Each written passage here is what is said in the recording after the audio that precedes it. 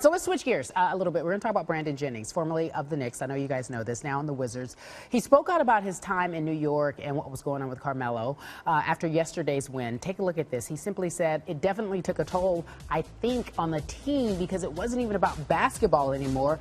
It was more about what was going on with Melo.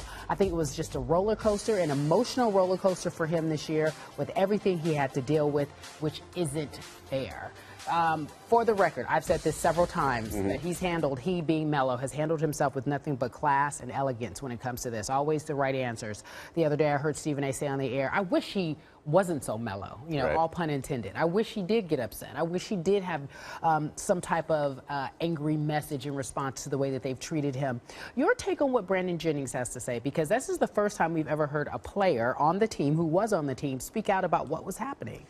Well, I don't know why anybody would be surprised by what Brandon Jennings says, not only because it sounds perfectly reasonable for that to be the case, given Carmelo's situation, but it's exactly what the Knicks were hoping for, the front office. That's why you make these you say these things. That's why you leak certain things. That's why that's how you try to convince him to get rid of that no trade clause, to waive the no trade clause, because you're making things uncomfortable for him, because you're making things awkward for the team, and you want him to recognize that they're in this awkward middle ground where yes, you are our superstar, but we are going nowhere with you as that superstar. Please let us move you.